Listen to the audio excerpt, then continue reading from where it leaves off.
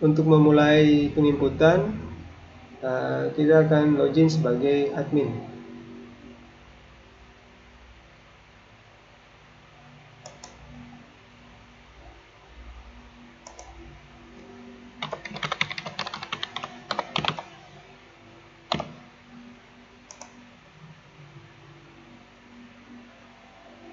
Di sini saya akan menjelaskan dulu untuk tampilan menunya. Di sini ada menu submission, issue, setting, user roles, tools, dan administration. Jadi di submission ini, di mana nantinya semua artikel yang ditulis atau yang diupload oleh penulis melalui form registrasi, maka dia akan tampil di sini submission. Maka dia akan artikel tersebut akan melakukan proses penginputan atau publish secara terstruktur melalui submission, menu submission ini. Kemudian untuk di issue ini sebelum artikel dimuat oleh para penulis, maka si admin harus membuat sebuah issue. Issue ini adalah terbitan yang akan dipublish, yaitu misalnya volume berapa yang akan dipublish, sehingga kita harus membuat isunya terlebih dahulu menggunakan konten fitur issue. Kemudian di sini kita lihat ada fitur issue dan back issue. Jadi kalau back issue, maka ini adalah terbitan yang sudah dipublish, yaitu di sini ada volume 3 nomor 9 2017. Jadi kita akan buat baru, misalnya untuk terbitan 2018, berarti kita harus buat create issue. Kemudian di sini kita akan input jumlah volumenya, volume berapa misalnya, menggunakan angka, kemudian number atau nomor volume, dan tahun. Kemudian di sini boleh ditulis judul dari isu tersebut, misalnya tadi volume 2 nomor 1 tahun 2020 contoh. Kemudian di sini adalah deskripsi untuk menjelaskan terbitan atau volume yang dipublish. Ini adalah cover image atau cover dari jurnal terbitan. Jadi bisa diupload di sini. Setelah itu melakukan save. Oke. Nanti seperti ini.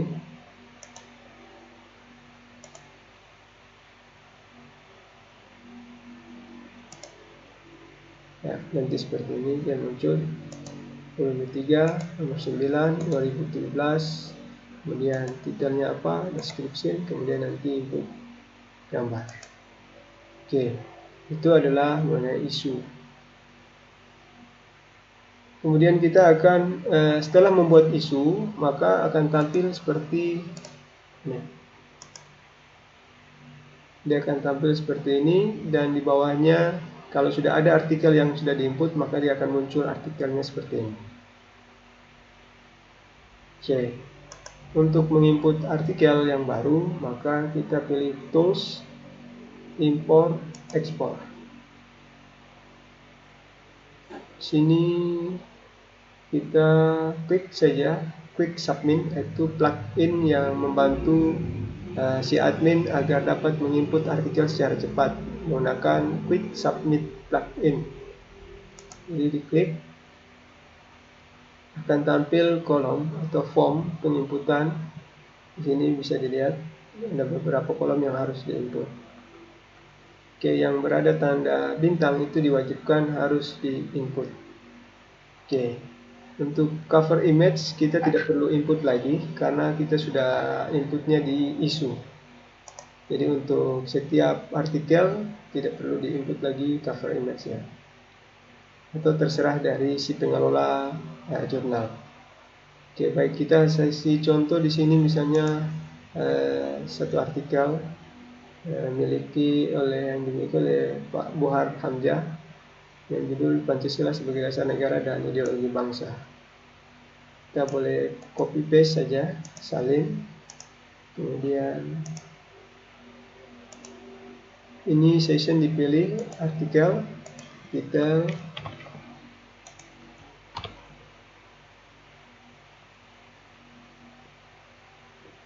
setelah itu sub atau subtitlenya kita ketik saja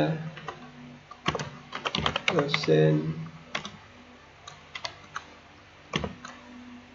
prodi ilmu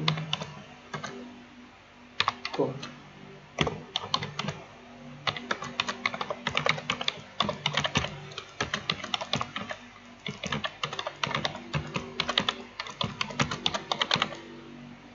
Oke. Kemudian di abstrak kita input ini abstrak, salin.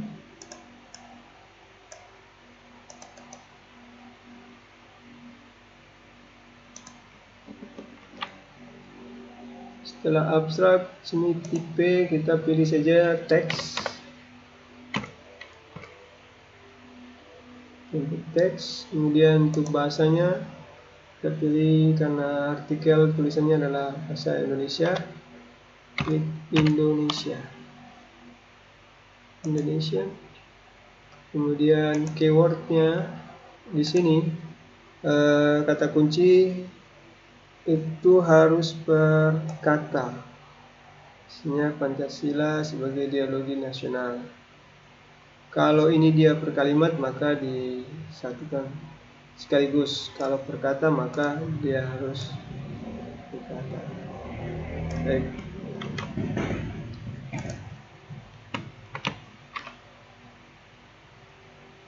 Klik saja tanda koma, akan dia tampil seperti ini. Oke, untuk di referensi, input referensi,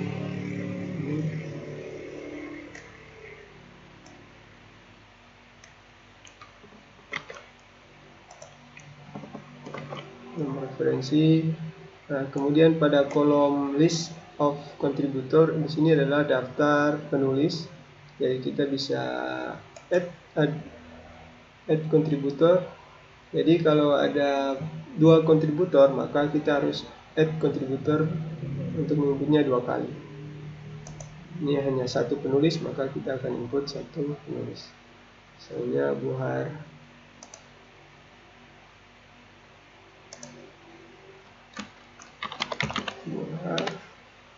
nama depan dan last name-nya nama belakang Hamzah.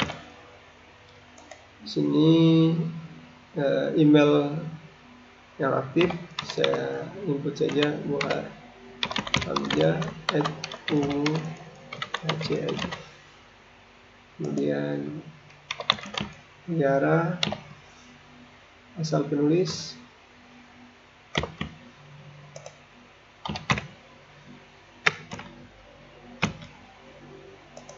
setelah itu afiliasi, ya ini tidak perlu diisi, ini kemudian juga tidak perlu. Kalau misalnya penulisnya sudah ada RC ID boleh diinput, kalau belum dikosongkan saja. Kemudian di afiliasinya, sini adalah asal instansi atau universitasnya, kita klik sini aja, dosen prodi ilmu kom. Universitas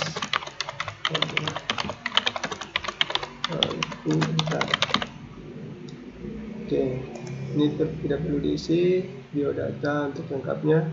Langsung saja di sini kita pilih role-nya adalah sebagai penulis. Kalau penulis keduanya dia sebagai translator, boleh diinput diberi tanda translator. Oke, save.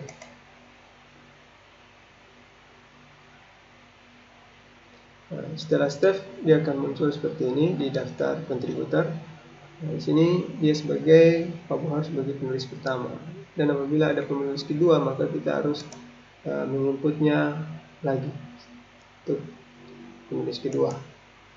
Oke, bila tidak ada Kita lanjut ke kolom berikutnya adalah delay. Delay di sini adalah file dari artikel yang akan dipublish. Kita klik add delay. Pilih di sini PDF Indonesia, kemudian English, karena di sini settingannya hanya satu bahasa, jadi kita tulis di English. Save.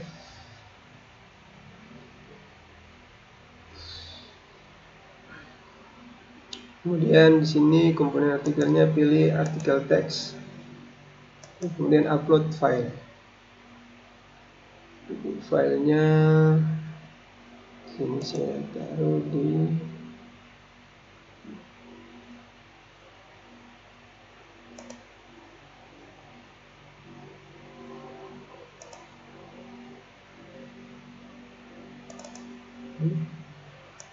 oke.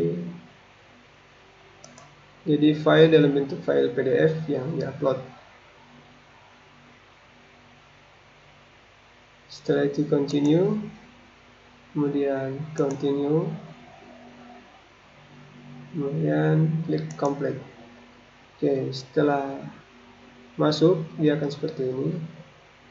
Kemudian di sini kita publish. Pilih publish dan pilih jadwal publication, di mana volume yang sudah dipublish. Jadi yang sementara aktif. Ini. Kemudian input halamannya. Ini halamannya dari halaman 11 sampai 20.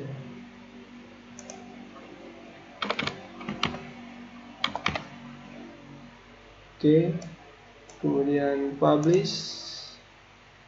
Kita ikut volume terbitannya yaitu Juni 2017.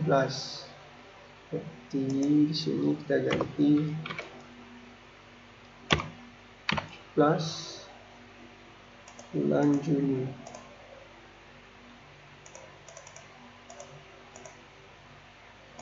Jadi tanggal 1. Nah, untuk permission dikosongkan, lisensi URL juga ini di input ke UHAR, nama penulis utama. Jadi apabila ada dua penulis, ditulis nama penulis pertama. Kemudian copyright, tahun copyrightnya 2017. Oke, save. Baik. Setelah berhasil artikel tersebut di publish, maka dia akan tampil seperti ini, artikel was successful. Jadi apabila akan menginput artikel lagi, maka saudara bisa klik return to quick submit plugin. Nanti akan kembali ke halaman atau form penginputan artikel yang berikutnya. Untuk melihat hasil inputan tadi, Anda bisa langsung masuk ke halaman utama yang tadi, atau bisa diklik view site dan tampil seperti ini. Ini artikel yang sudah baru saja diinput. Bisa diklik, dia akan tampil seperti ini.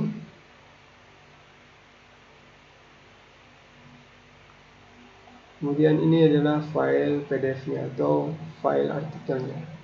Bisa diklik, maka dia akan tampil.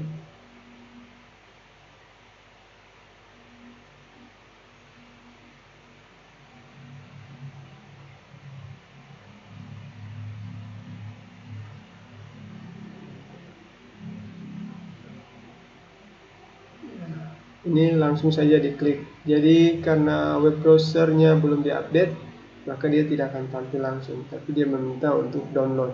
Jadi bisa Anda klik start download.